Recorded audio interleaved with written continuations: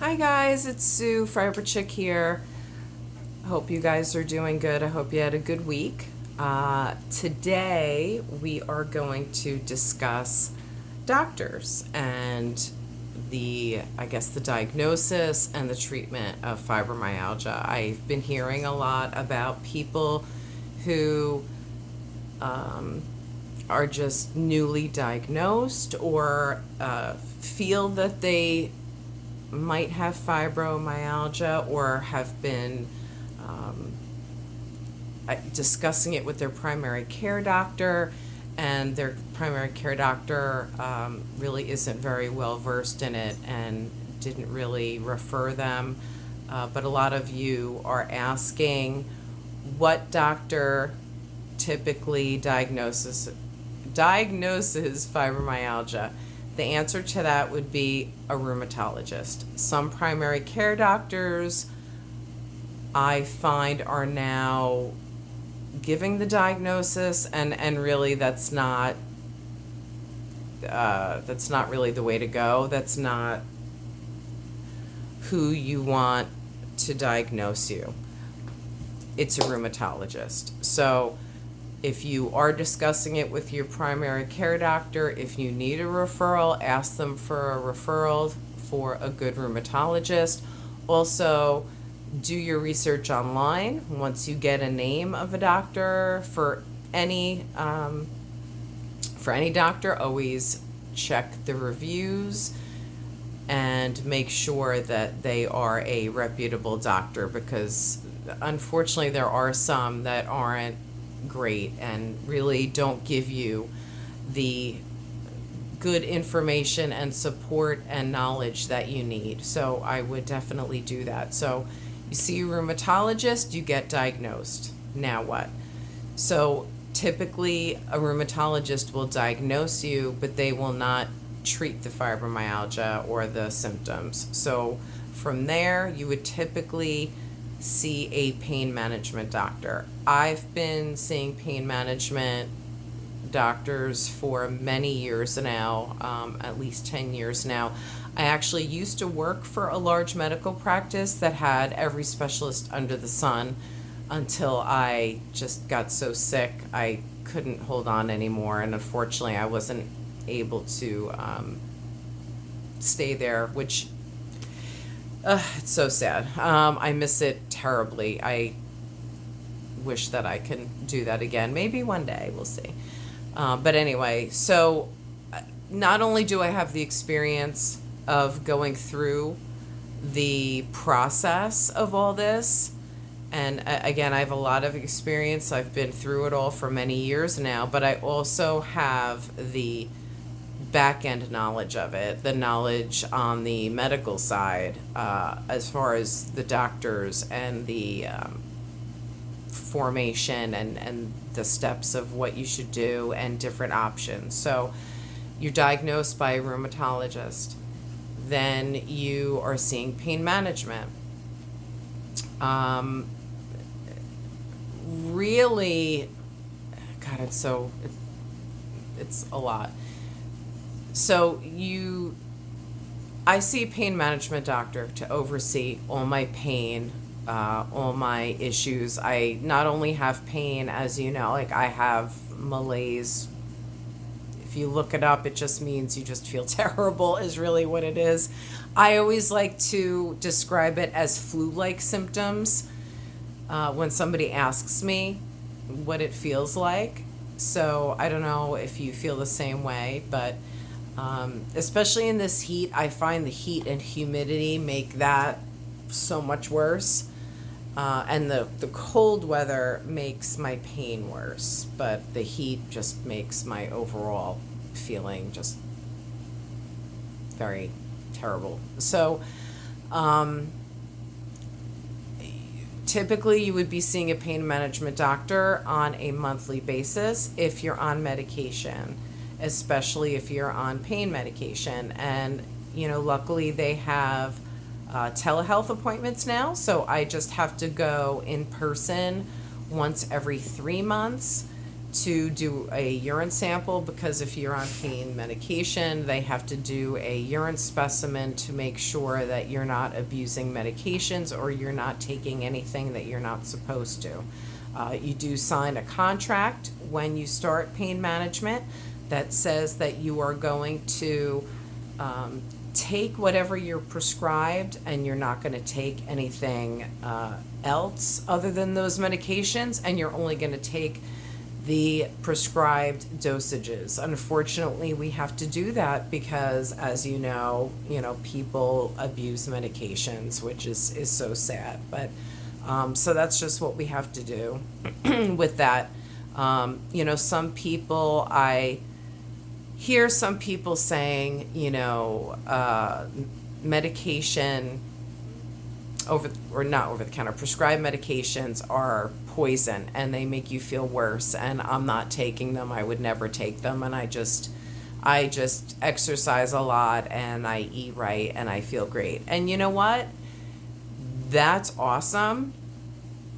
That's up to you. And if it works for you and you're able to function, that's fantastic.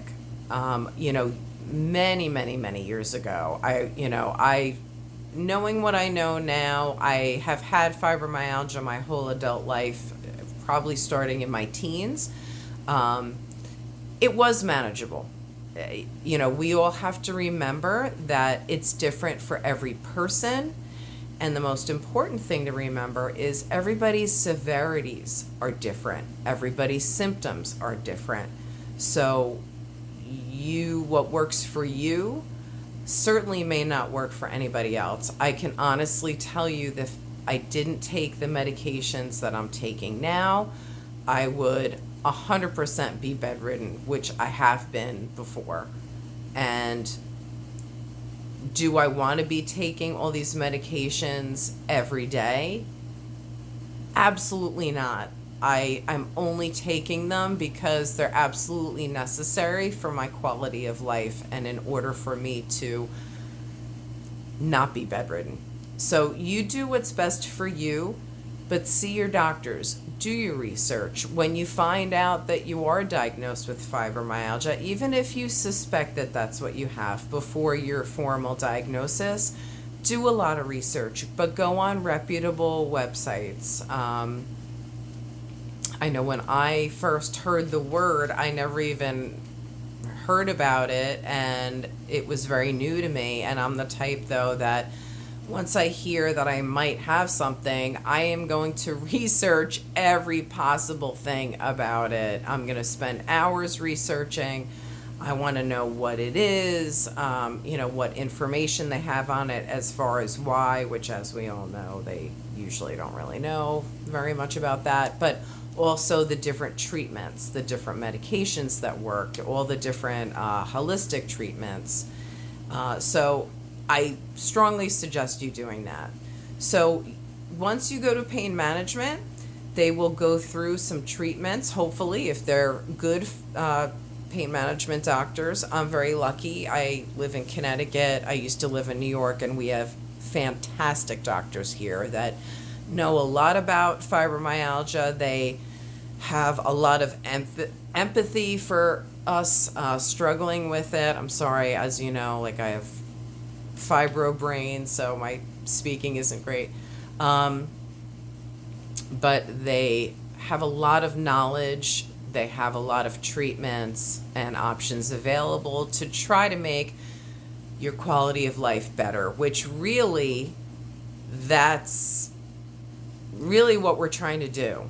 Is we're trying to make our quality of life better and not be in excruciating pain 24/7, not trying to feel like we're dying with the flu and can't get up or even think. I mean, I'm sure there's days that I feel so terrible that I can't get off the couch. I can't talk to anybody. If somebody calls me on the phone, I can't have a conversation because I just feel so terrible. So this is all trying to improve quality of life. Typically what you'll do is, you may have a lot of different symptoms. I have very bad osteoarthritis, widespread. I have it in my neck, my back, my shoulders, my knees. So I've also seen orthopedics about those things. I've tried different things. They have trigger point injections that pain management doctors do. They, if you have back issues or, other areas, they might want to try that on you. It's very helpful for some people. Typically that doesn't help me for some reason. I don't really know why, but I have spoken to people that it is very helpful. I do get cortisone injections though who do I get it from? Oh no, I used to get it from an orthopedic. Now my pain management doctor does them, but I get cortisone injections in my shoulders and my knees every 3 months, which is helpful. I mean, does it 100% take away the pain? No, my knees are still pretty bad and I still have a lot of pain in them, and I will have to get them replaced at some point when I can't take it anymore. But I've had osteoarthritis for over 10 years now. I mean, I'm 54, and you'll see that that's common with fibro sufferers. You'll hear a lot of people, not everybody, but a lot of times osteoarthritis is an issue at a younger age. Also, I have degenerative disc disease and stenosis in my spine, which is also a common thing that people experience. But typically, you'll see pain management for certain things, but then they might refer you to the specialist for other areas. Again, when my knees were so bad, then they referred me to an orthopedic, which I had seen in the past, to address possible knee surgery. So don't be surprised if you have to see other doctors for certain issues. Do whatever they suggest that you do. Also, when you start seeing a pain management doctor, they're going to suggest certain things. They might suggest aqua therapy.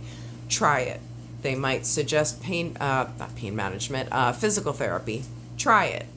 You never know, it might help. Those things help some people. For me, I was so severe by the time I got to the doctors that even low impact activity made my pain much, much worse.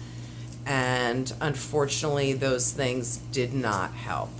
Certainly, we tried anything and everything before going to medications. But I want to make sure you guys are being taken care of. You are taking care of, again, your quality of life. Research your doctors. Make sure you're going to a good one. Make sure you are treated with empathy. I also hear in different parts of the country people complaining about their doctors, making them feel like it's all in their head, that it's just like a hypochondriac kind of issue. It's a mental problem, or they just need to exercise more. My heart aches for you because I've never been made to feel that way. All the doctors that I've ever gone to, especially pain management, they've all had a lot of empathy.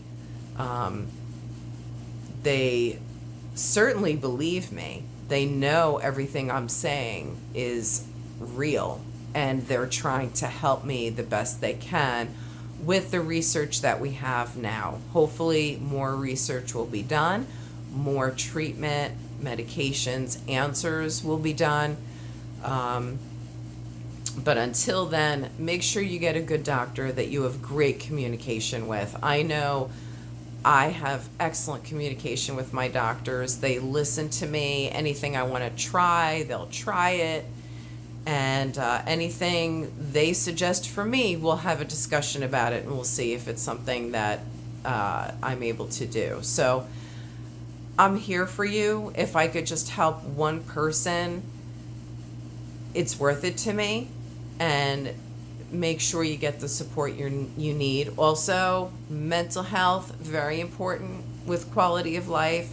I highly suggest everyone dealing with fibromyalgia at any stage, or any chronic illness for that matter, get a good therapist, because it is so necessary and it is so very helpful. I cannot stress that enough. So in addition to your regular doctors, you getting diagnosed, you seeing pain management, it's a big shift in your life. It's a lot to absorb. It's a lot to deal with. It's a lot to deal with as far as your day-to-day with your pain levels and your lethargy and your malaise and all these other different issues, your migraines. And it really takes a toll on one's mental health. So everybody get a therapist. I went online. My insurance covers, thankfully, therapy virtually. So I don't have to leave the house, which makes it so much easier. But I highly recommend doing that as well. Any questions you guys have about doctors or just anything in general, please let me know. Send me a message. Put it in the comments here. But if you like these videos, if you get anything out of it, please like this video and subscribe. It really means a lot to me. I am compiling a list of products that I use on a regular basis, because I think we rely on a lot of things that we don't realize that we do, and there's a whole bunch of things that I know I rely on a daily basis to make things easier for me. So I am compiling a list, such as like shower chairs, certain massagers, certain heating pads that I found are better than others, ice packs, topical pain creams, all different things that help me that I use regularly. I'm going to compile a list for you with links to purchase to make it easier for you. So it's kind of only like a one-stop shop kind of thing. So I know I wish I had some of these things much sooner before I realized that they would be helpful. So hopefully they'd be helpful to you too. So again, any questions you have, if you want me to discuss a certain topic on a Wednesday, put it in the comments, reach out to me and let me know. Like I said, a new topic every Wednesday. And I hope you enjoyed these videos, because I really enjoy putting these out for you. And if I have any other information that I think of after the fact, I'll put them in the comments too. So I hope you're having a good day. Try to stay cool. I know we're kind of feeling crappy in this weather, but I'm thinking of you guys, and I hope you have a great week. I'll see you next Wednesday. Bye.